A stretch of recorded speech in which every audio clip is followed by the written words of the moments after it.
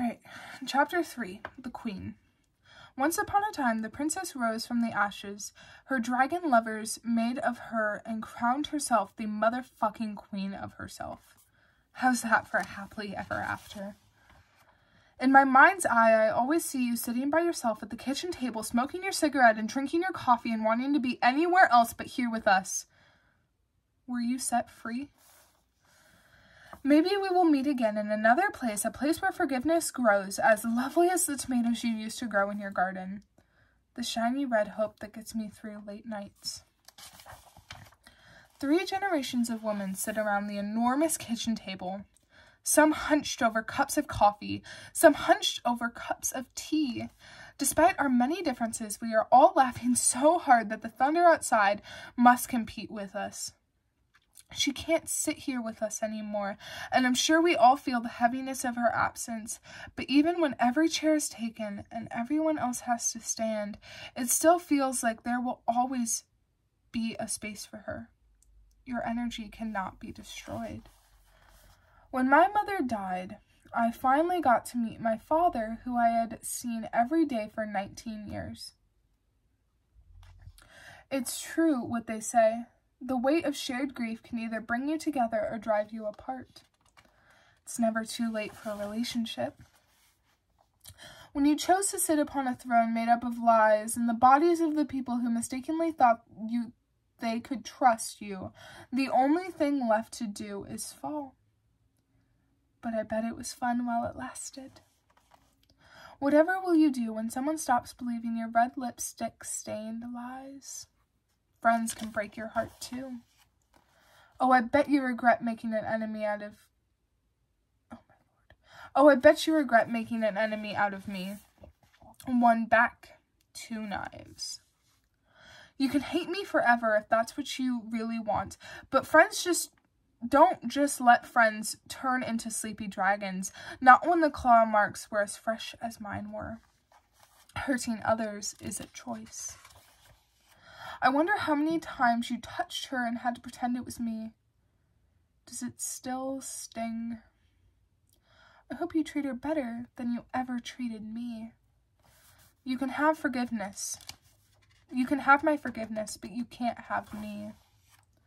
Please believe me when I say revenge was never my intention, but it still tastes sweeter than honey.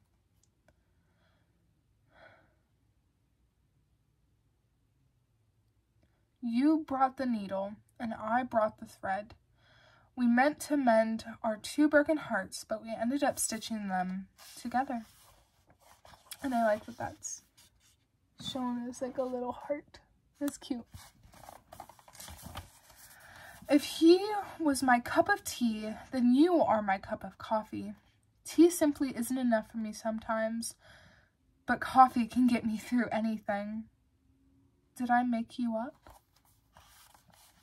Before he left, he wrapped my heart in layers of briars and barbed wire to make sure that no one else could ever get in, but you were more than willing to bloody your hands for me. You never even got pricked. His talent. He never once had used his hands to touch each and every part of me. He could touch me across highways. Somehow, my soul knew your soul before we ever had the chance to meet. It was like coming home after a long, long day. I would say you held the key to my heart, but you never needed it. From the beginning, I knew I could leave it unlocked for you. 1, he calls me gorgeous. 2, he reads all my favorite books and then asks for more. 3, he knows exactly how to make my coffee, light and sweet, just like you. I always joke to him. 4, he asks me how I am doing every single day, and he genuinely cares to hear the answer. 5, best of all, I know he will still love me when he wakes up tomorrow morning. 5 things you made me think weren't possible. I say to him, we will always have our Octobers, even when everything else fades. He opened me up like a book and poured the poetry back into me. My personal pen and paper. A list of red things. 1, his hair. 2, our lips. 3, my nails. 4, our breath. 5, my sheets. worth the wait. Flowers grow wherever his fingertips graze me, my sun and rain. This, you and me, a fading October afternoon, the biting chill filling up the air, noses turning rosy at the tips, drinking our 2 sweet coffees, pinkies hooked together, forgetting everything and everyone else. This. October 13th, 2012. My boy, he is even better than books. Fiction has nothing on you. Meteors could begin spontaneously pouring from the twilight sky, and he wouldn't look even half as amazed as he does when he hears my laugh. You make me feel like I'm a phenomenon. It only takes a single word from you to make me feel like I could command the world's armies and rule over queendoms and direct the oceans and finally defeat the winter light. I am strong enough for anything. I am so glad we were born during the same lifetime. I may not believe in fate, but I believe in you. I need your lazy, coffee-drinking mornings. I need your famous French toast. I need your pumpkin-picking afternoons. I need your footsteps following me as I browse the bookstore again. I need your clothes strewn all over our floor. I need your sidelong looks only I understand. I need your comfortably quiet midnight moments. I need all of it. You're the real poem, darling. His smile makes my bones ache, a pain I welcome. When I see your light pieces with my dark pieces, I begin to understand why they say opposites attract. I'm gonna butcher this word, I'm sorry. Chiaroscuro. In winter it's the snowflakes, in spring it's the raindrops, in summer it's the flower petals, in autumn it's the leaves. All these things will eventually fall, but not one of them will fall as hard as I do for you when I wake up every morning. All the cliches were written with us in mind. I am so sorry for all the times the darkling dragon demon living inside my darkest corners came roaring out, flames ready, hell-bent on extinguishing all the light in you. Please don't leave. The constellation of stars scattered across his back is the map that guides me home each time I find myself lost. You are my home. 1. A well-loved book. 2. A cool, overcast day. 3. A mug of coffee. 4. A warm blanket. 5. You. The only things I need to feel free. He did not teach me how to love myself, but he was the bridge that helped me get here. I thank the universe every day for you. He walked me down the bridge, marked with our names, got down on one knee, and opened up my favorite book, the one with the beautiful princess and her own beloved book on the cover. Inside, I found a tiny, perfect amethyst hope.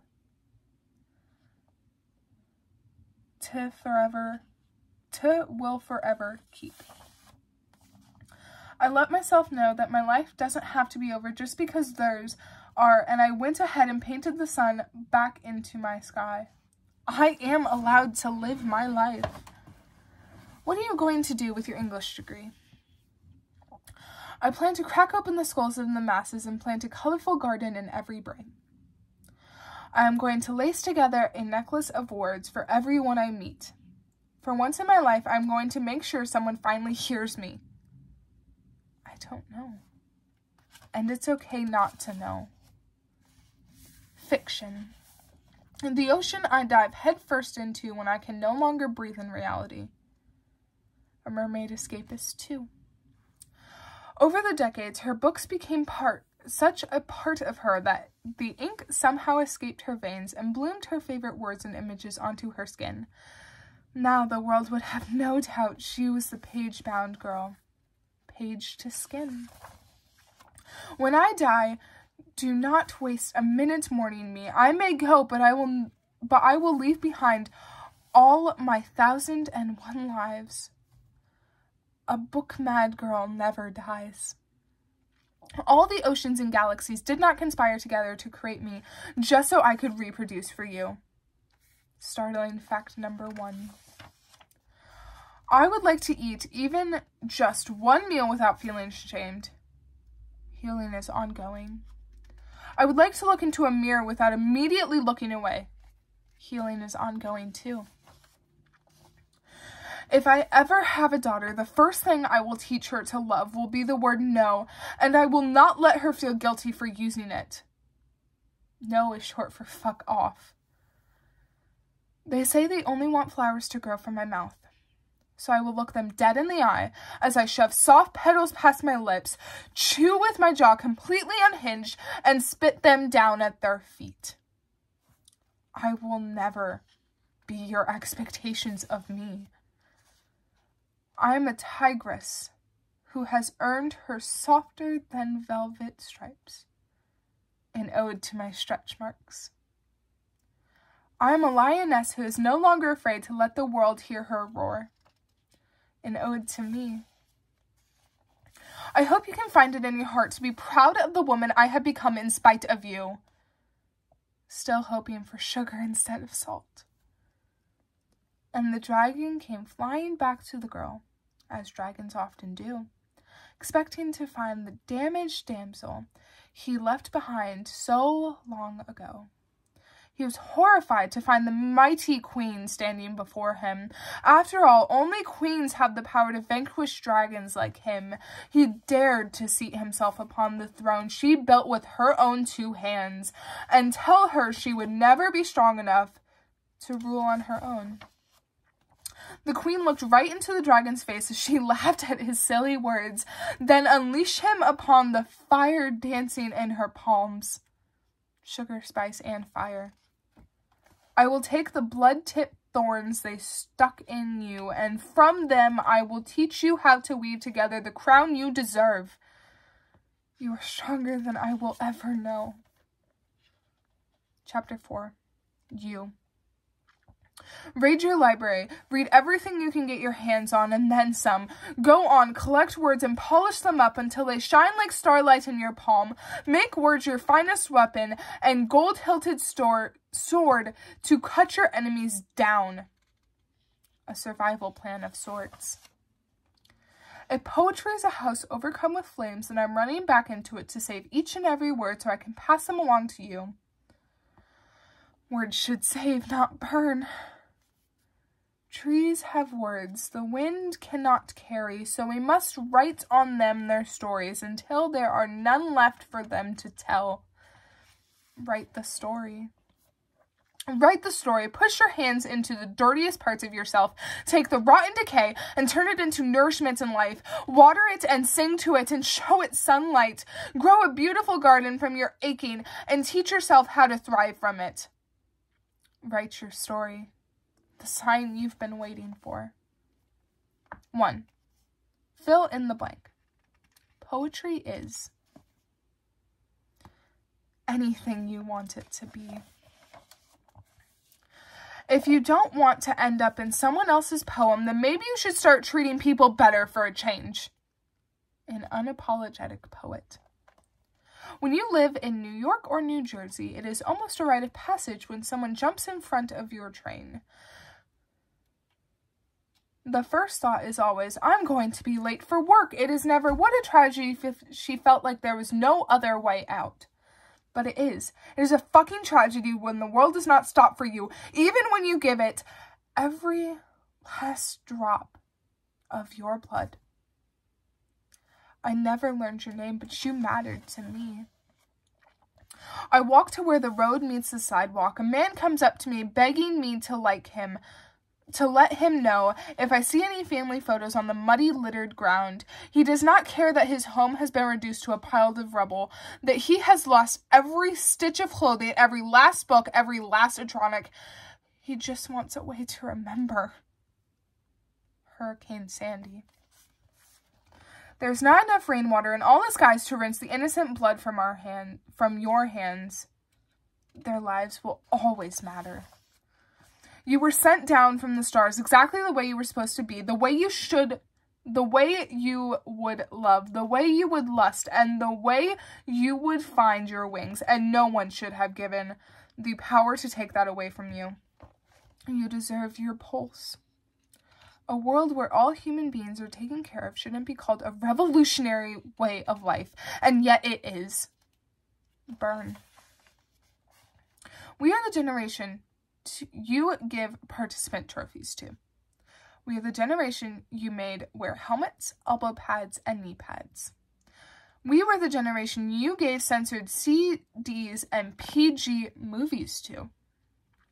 We are the generation you spent years overprotecting, then threw to the wolves. Now we are the generation running on nothing but coffee and 3 hours of sleep. We are the generation working minimum wage jobs with college degrees. We are the generation making just enough money to survive. We are the generation you didn't want to see fail, then ensured that we did. Millennials. Emily, I often find myself wondering if you are still out there trying to find yourself by candlelight. Is Sylvia there beside you, guiding the way with the old brag of her beating heart? Does Virginia have a room all her own? And what about Harriet and Anne and Harper? Does a woman ever find her peace? Or is death our only feather-covered hope? I'll be there with matches. Your hips will try to burst through your skin. Your thighs will try to grow taller like a mermaid's tail. A soft garden will try to sprout on your legs, and between your legs and on your upper lip and on your armpits, etc. No, you are not just here to be sexy for him. The world begins and ends when you say so. What they don't want you to know. Food is not the enemy. Society is. If you ever look at your reflection and feel the desire to tell yourself you are not good enough, beautiful enough, skinny enough, curvy enough, then I think it's about time you smash that mirror to bits, don't you? Use those fragments to make stepping stones to your own self-love. I'm pretty sure you have stardust running through those veins. Women are some kind of magic. 1. You will come across people who simply cannot wait to watch you fail. 2. There will be many times in which you will fail miserably. 3. But your failures are just what happened. They don't have to be who you are. 4. All you can do is take those mistakes and use them as fertilizer to help you grow. 5. You have to keep moving forward no matter what their voices say. This life is still worth living. The leaves are going to change. The leaves are going to spiral to the ground. The leaves are going to return better than ever before. And darling, so are you. So are you. Autumn certainties. You are not obligated to have children just because your body has that capability. You are so much more than the possibility of children. You could birth the oceans every single day. Your friendly neighborhood man-hater and child-eater. Be a mermaid. Be a mermaid who doesn't settle for making a small splash. Be a mermaid who doesn't stop until she makes tidal waves. Be a mermaid who knows to stop before she devastates the world with her tsunamis. Don't allow the world to take your kindness. You did absolutely nothing to deserve it. Fuck rape culture. Repeat after me.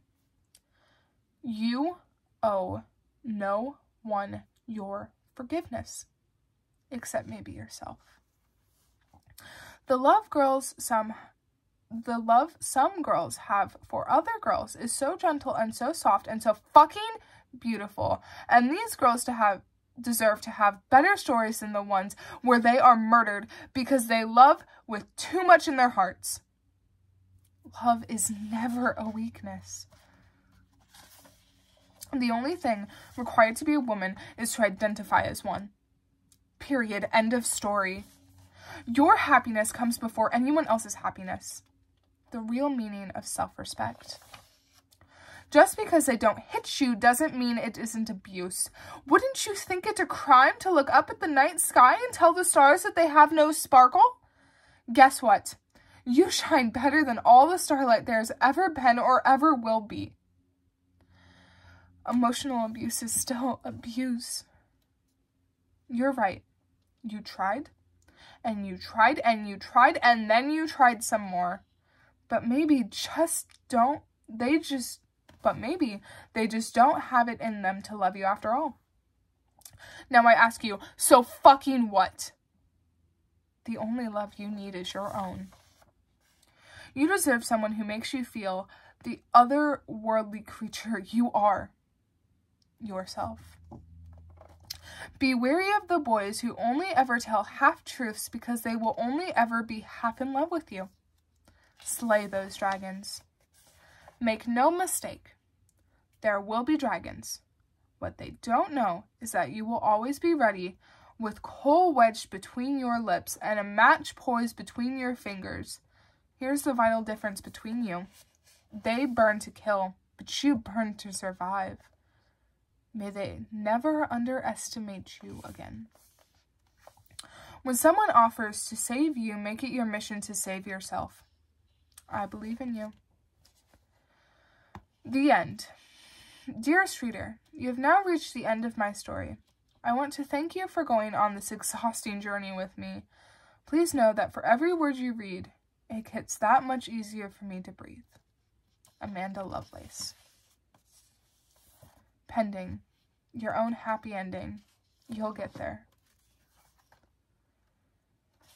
And then there's special acknowledgments and then about the author. I think that this book is a truly amazing, powerful book. And I think it deserves to go on everybody's shelf. And everybody needs to read it. And I can't wait to figure out if Amanda Lovelace wrote any other books. Or if she's going to come out with more in the future. Thank you so much for watching me read her book.